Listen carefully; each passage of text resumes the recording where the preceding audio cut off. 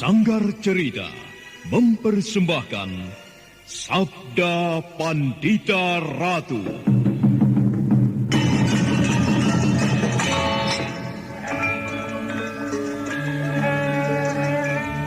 Jawablah, Ken Umang.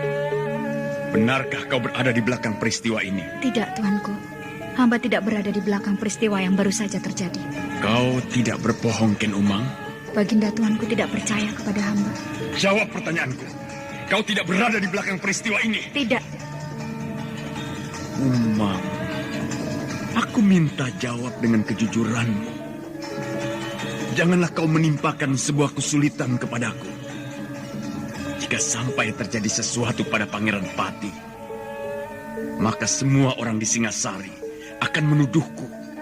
Akulah sebenarnya yang melenyapkan Anusapati. Ayo, jawablah, Ken Umang. Baginda, hamba tidak mau Baginda bersikap kasar seperti itu kepada hamba. Hamba sudah menjawab bahwa hamba tidak berada di belakang peristiwa itu. Hamba mengatakan sebenarnya, hamba memang berkepentingan dengan lenyapnya Anusapati itu, karena ia akan menjadi duri di dalam daging hamba.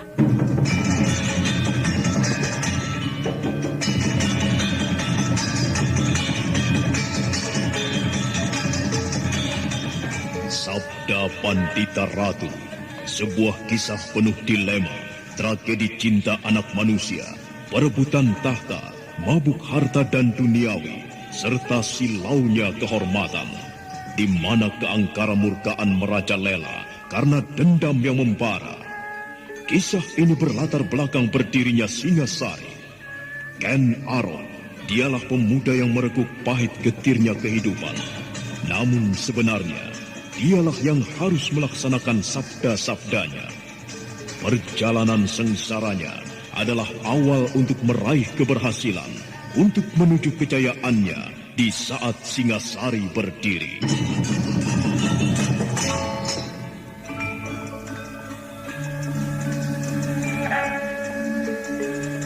Kau yang bernama Ken Arok?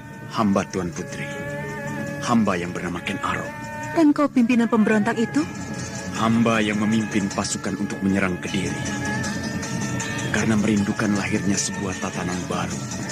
Tatanan yang selama ini berlaku sudah tidak sesuai lagi. Hamba tidak keberatan jika Tuan Putri mengatakan hamba adalah pimpinan pemberontak. Kau yang telah berhasil memenangkan peperangan yang terjadi, Ken Arok. Kau yang sekarang menentukan nasib Kediri sekarang. Kau pula yang menentukan mati dan hidup suamiku, Baginda Kertajaya. Baginda masih hidup, Tuan Putri. Karena ada hal yang harus dikerjakan oleh Baginda esok pagi di alun-alun. Pada saat itu, Baginda akan mengumumkan kekalahan Kediri di hadapan segenap kaula Kediri. Kemudian menyerahkan kekuasaannya kepada hamba, raja yang baru.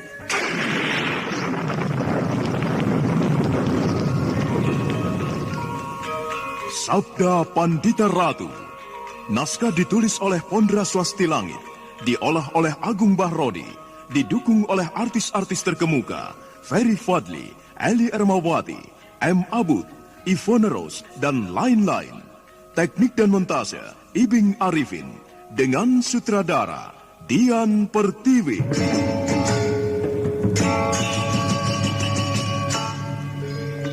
Sabda Pandita Ratu. Dalam episode ke-21 ini dengan judul Pelangi Tengah Malam.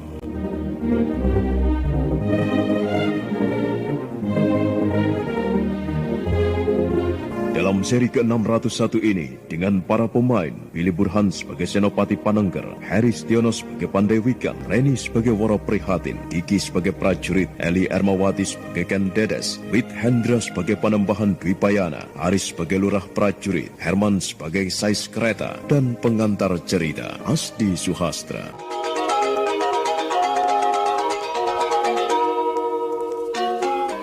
Woro Prihatin memandang ke arah timur, arah yang ditempuh oleh rombongan prajurit berkuda dari Singasari yang mengawalkan Dedes. Sekilas rombongan berkuda itu nampak melintasi tepian sebuah lembah. Ingatan Woro Prihatin kemudian tertuju pada sebuah kejadian di Kediri. Kejadian yang tidak mungkin dilupakannya seumur hidupnya. Woro Prihatin terbayang pada wajah seorang lelaki yang pernah melecehkannya. Lelaki itu adalah Ken Arok.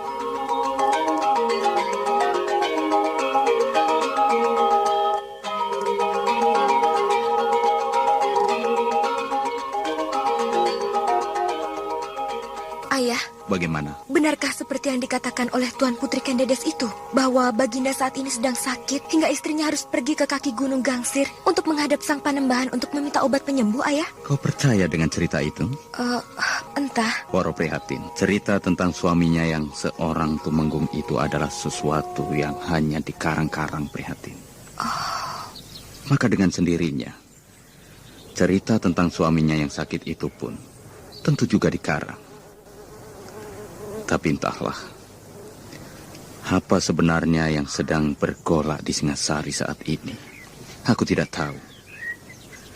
Karena aku juga mendengar ada beberapa pedagang yang keluar masuk kota raja yang menceritakan Pangeran Pati hilang.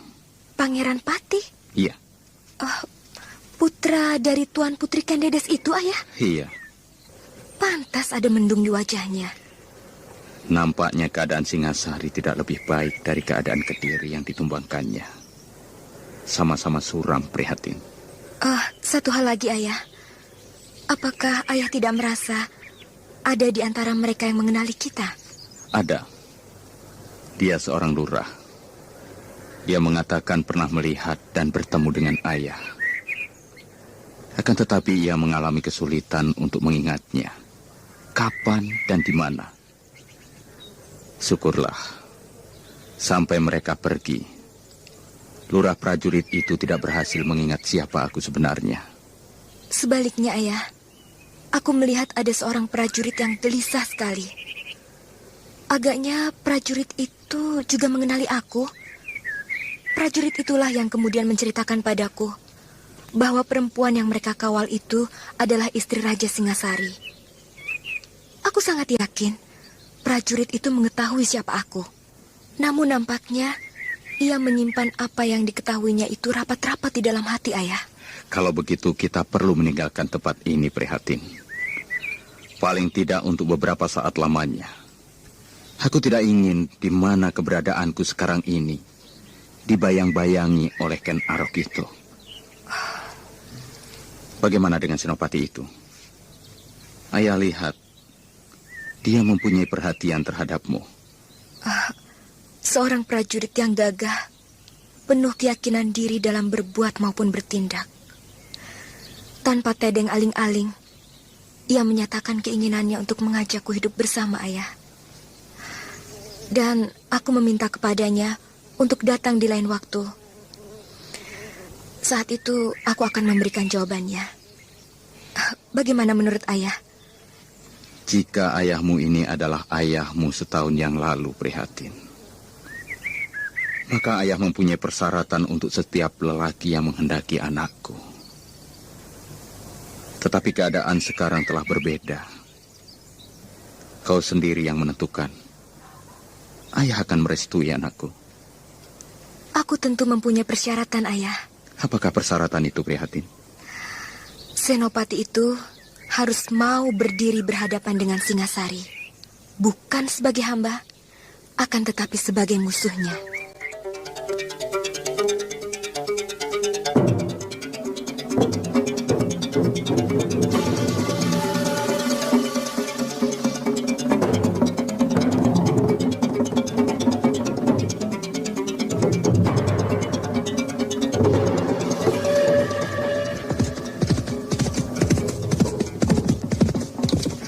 Hus!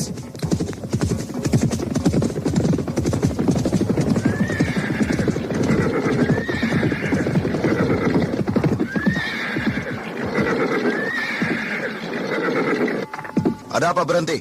Roda kereta bergoyang, Tuan. Nampaknya mau lepas. Sebelah kiri atau kanan? Sebelah kiri, Tuan. Benar, roda nampaknya miring. Para prajurit, semuanya berjaga-jaga. Para prajurit berkuda itu segera berloncatan turun dari kuda dan mengelilingi kereta untuk menjaga berbagai kemungkinan yang bisa timbul. Di saat perbaikan roda kereta itu, mereka segera melolos pedangnya. Tombak-tombak yang mereka bawa pun mereka persiapkan dengan sebaik-baiknya. Ken Dedes segera turun. Ampun Tuan Putri, karena ada sedikit hambatan. Tidak apa, Senopati Panengger. Lebih baik memperbaikinya sebelum roda itu benar-benar terlepas. Bukankah demikian? Benar Tuan Putri. Masih jauhkah jarak yang akan kita tempuh untuk sampai di padepokan itu? Tidak jauh lagi Tuan Putri. Aku berdoa, semoga aku bisa bertemu dengan anakku di padepokan itu. Bagaimana kerusakannya? Tidak terlampau parah, Tuan. Letak roda yang kurang terkunci tepat pada tempatnya, Tuan.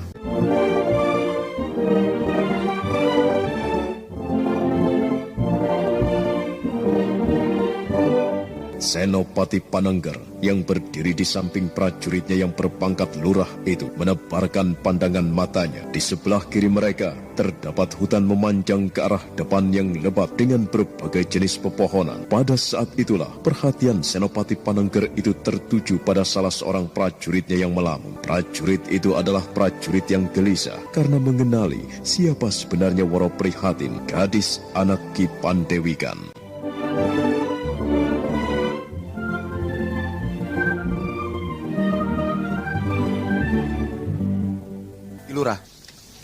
Kilura, Saya Senopati. ada apa dengan Tamtama Wirawatang? Wirawatang? Iya, aku melihat ada sesuatu yang berubah padanya. Ia nampak pendiam. Apakah kau tidak memperhatikan hal itu? Benar juga. Biasanya ia banyak bergurau dengan sesama temannya. Nah. Tamtama Wirawatang prajurit yang suka guyon. Panggil dia. Hei, Tamtama Wirawatang, kemari kamu.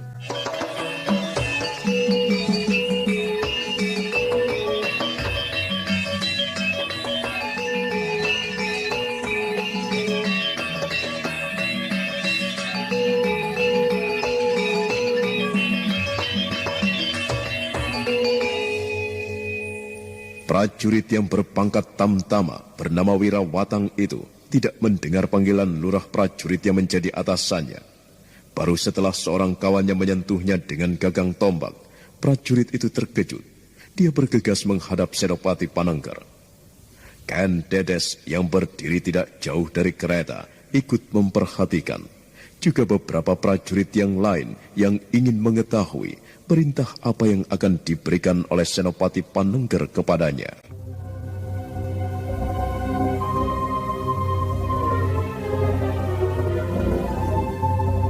Siap melaksanakan perintah Senopati.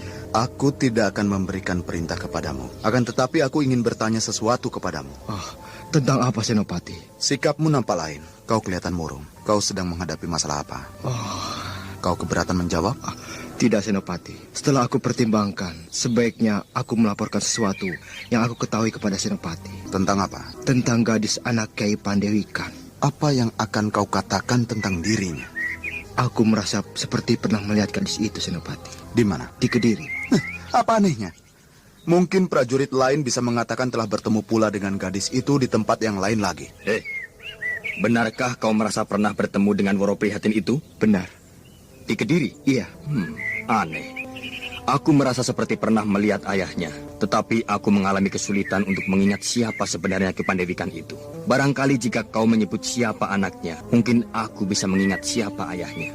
Ayo, katakan prajurit, apa yang kau rasakan mengganjal di dalam hatimu itu? Gadis yang bernama Woro Prihatin itu, aku yakin ia adalah Sekar Kedaton Kediri. Apa? Jagat Dewa Batara, yang Batara Agung. Ingatlah aku sekarang, pantas. Ingat aku sekarang, Ki Pandewikan. Kilura, siapa Ki Pandewikan itu? Sri Baginda Kediri, Kertajaya.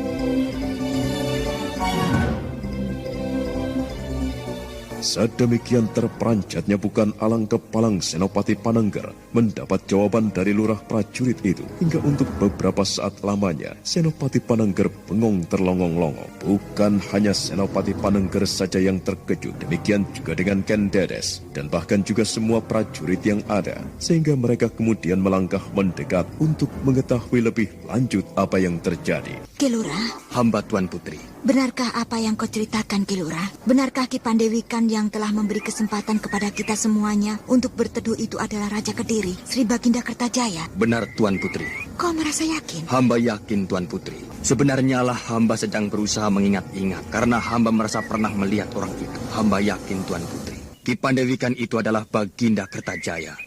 Hamba melihatnya di alun-alun ketika penyerahan kekuasaan kepada Tuanku Sri Baginda Raja Sabatara Sang Amurwa Bumi. Dan anak gadisnya? Sekar Kedaton Tuan Putri. Jagat Dewa Batara. Semoga Yang Batara Agung memberikan pengayoman kepada Sri Baginda Kertajaya.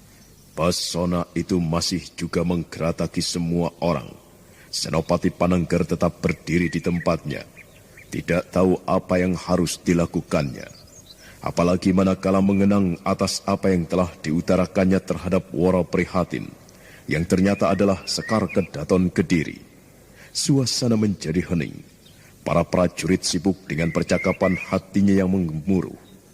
Kenyataan yang sangat mengejutkan bahwa Ki Pandewikan itu ternyata adalah Sri Baginda Kertajaya yang telah kehilangan mahkotanya karena dirampas oleh Ken Arok. Benar-benar menyentakkan semua orang. Senopati Panengger, Hamba Tuan Putri. meskipun kau terkejut, atau meskipun kita semuanya terkejut, akan tetapi, bagaimana dengan roda kereta itu? Oh, hamba Tuan Putri. Hei, jangan bingung. Ayo lanjutkan.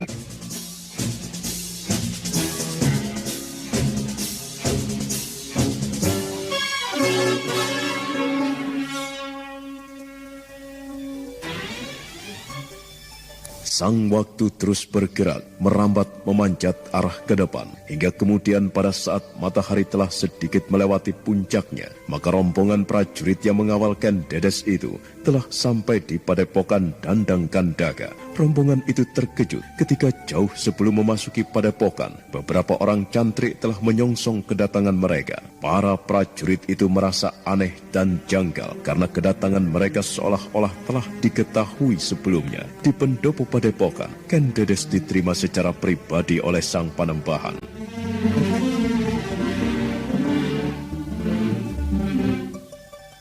Benar-benar anugerah seperti memayungi padepokan ini, karena Tuan Putri berkenan datang. Baktiku Sang Panembahan, maafkan aku Sang Panembahan. Hamba Tuan Putri. Sang Panembahan tentu telah mengetahui tujuanku datang ke padepokan ini. Rasanya aku sudah tidak sabar lagi untuk menuntaskan kerinduanku kepada anakku Anusapati. Hamba tidak akan menghalang-halangi Tuan Putri. Mohon Tuan Putri bersabar sejenak, karena seorang endang tengah menjemputnya. Sebentar lagi Pangeran Pati akan tiba. Apakah selama ini Anusapati banyak merepotkan Panembahan? Anusapati tentu rewel dan merepotkan. Sama sekali tidak, Tuan Putri. Pangeran Pati adalah bayi yang aneh. Ia tidak rewel sebagaimana bayi pada umumnya. Tuan Putri nanti akan melihat betapa sehatnya bayi itu. Rasa-rasanya aku sudah tidak sabar lagi untuk memeluknya. Hamba Tuan Putri. Untuk selanjutnya, aku meminta janganlah Panembahan menganggap Anusapati adalah Pangeran Pati. Juga jangan lagi memanggilku dengan sebutan Tuan Putri. Panggilan itu terlalu berat aku sangka. Loh, mengapa demikian Tuan Putri? Aku telah mendapat izin dari Sri Baginda untuk kembali ke padepokan Panau Ijen. Padepokan itu tenang dan damai Panembahan. Aku tidak ingin kehilangan ketenangan itu.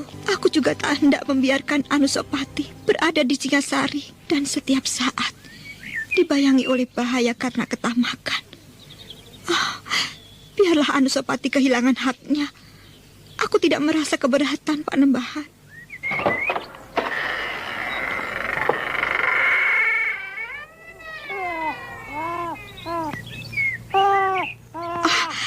Anusapati anakku.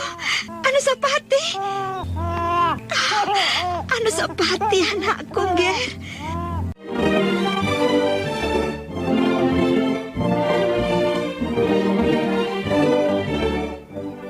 Pintu telah terbuka. Seorang endang yang masih remaja muncul dengan menggendong Anusapati. Mata bocah itu berbinar-binar melihat seseorang yang dikenalnya. Tangannya bergerak-gerak menggapai dan dari mulutnya terdengar celoteh yang lucu.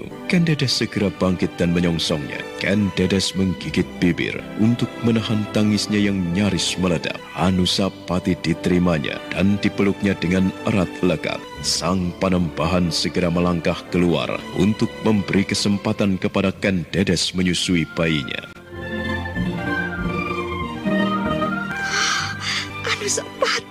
Anusapati anakku sayang. Anusapati Gerca bagus.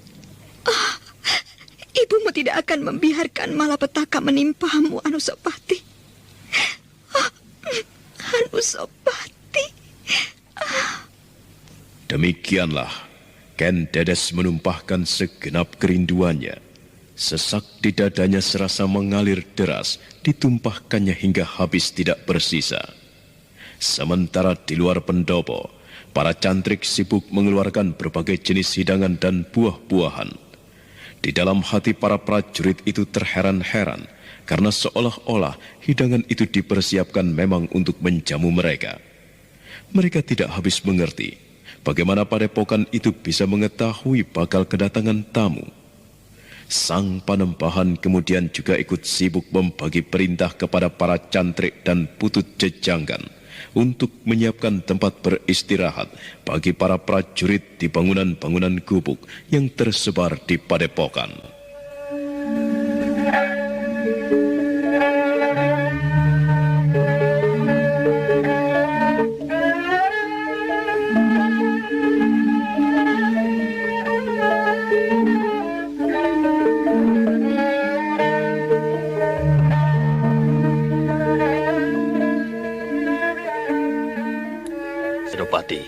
Bagaimana Ki Lurah? Sebenarnya apa yang terjadi? Bagaimana Pangeran Pati ternyata benar berada di sini?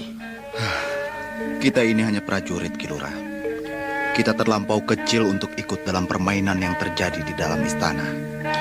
Apa yang kita lakukan sekedar menjalani perintah yang kita terima. Dengan demikian, jangan banyak bertanya mengenai hal itu, Ki Lurah. Senopati nampaknya masih memikirkan sesuatu. Iya. Pikiranku masih tertinggal di rumah Pandewikan itu. Sulit aku melepaskan diri untuk tidak memikirkan. Di sepanjang perjalanan hingga sampai di tempat ini, pikiranku terus tersita.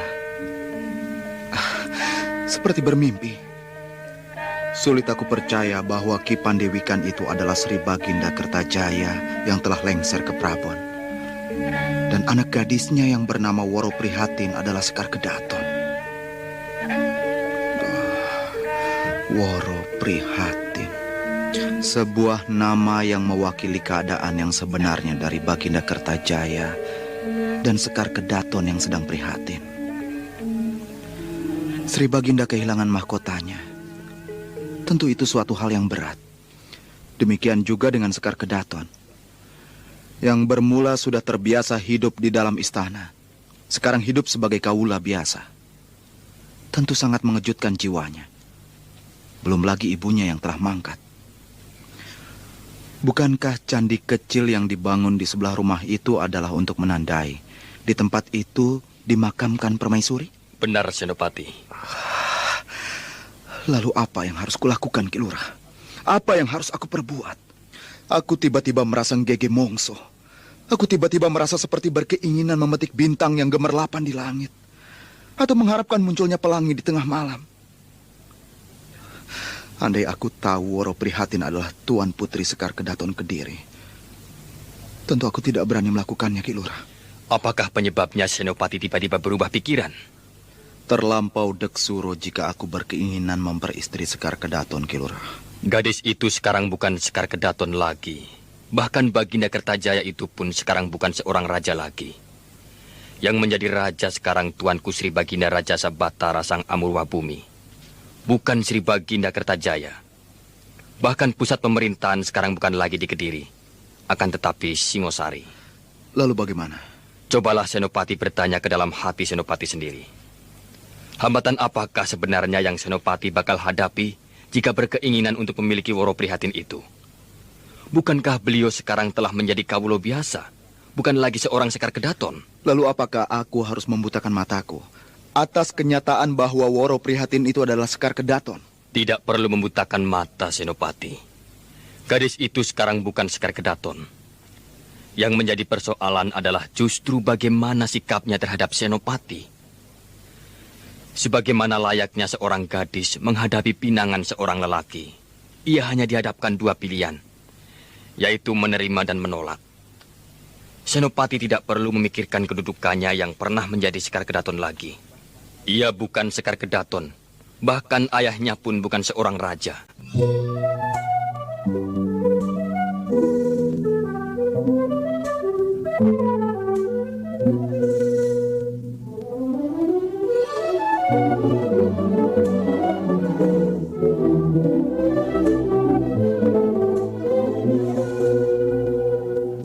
Senopati Panengger termangu. Apa yang telah diutarakan oleh lurah prajurit bawahannya itu benar-benar mencekam hatinya. Senopati Panengger termangu untuk beberapa saat lamanya. Sementara itu, ketika mendapat kesempatan untuk bertemu secara pribadi dengan sang Panembahan, Senopati Panengger tiba-tiba menemukan gagasan untuk meminta petunjuk kepada sang Panembahan yang konon kabarnya memiliki ketajaman indera keenam, weruh sakdurunge winarah.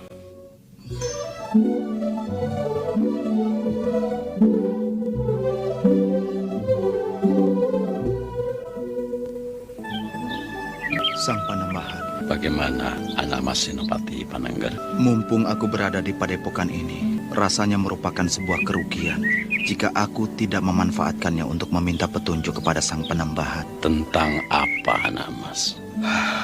Mungkin persoalan yang akan kuutarakan kepada Sang Panembahan ini bukan persoalan yang luar biasa. Akan tetapi, aku pribadi merasakannya sebagai sebuah persoalan yang sangat rumit dan membingungkan. Aku tidak pernah membedakan persoalan yang dibawa orang kepadaku, anak Mas. Persoalan apapun, aku menganggapnya sama. Sama-sama penting. Silakan anak Mas mengatakannya. Begini, Panembahan. Aku adalah seorang senopati di Singasari yang membawahi sekelompok prajurit. Selama ini belum pernah terpikirkan di dalam benakku membayangkan hadirnya seorang istri di dalam kehidupanku. Akan tetapi, Panembahan, di dalam perjalanan mengantarkan Tuan Putri Kendedes semalam, kami menginap di sebuah rumah yang terpencil. Pemilik rumah itu bernama Ki Pandewikan, dan ia mempunyai anak gadis yang cantik bernama Woro Prihatin. Lalu bagaimana, anak Mas? Datangnya perasaan itu begitu tiba-tiba, Panembahan. Aku berkeinginan sekali memiliki gadis yang cantik itu. Tiba-tiba aku sangat berkeinginan memperistrinya. Itulah sebabnya, seperti tanpa pertimbangan, aku memberanikan diri mengutarakan isi hatiku kepadanya.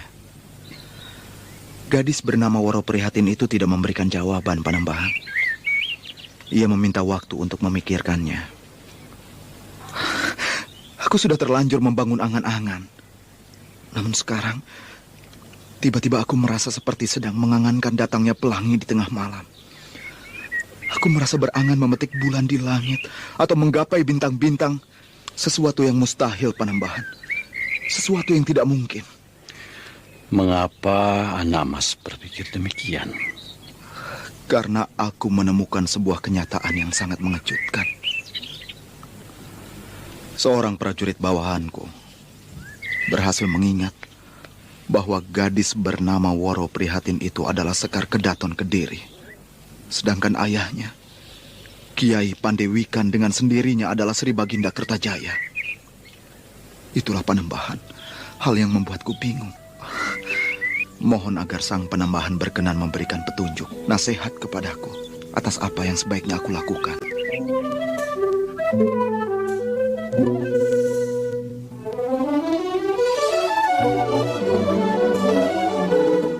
Sang Panembahan kemudian manggut-manggut. Nampak sekali Sang Panembahan terkejut mendengar cerita Senopati Panengger itu. Di luar, para prajurit nampak berbincang akrab dengan sesama temannya. Namun juga ada yang bercakap-cakap dengan para cantrik.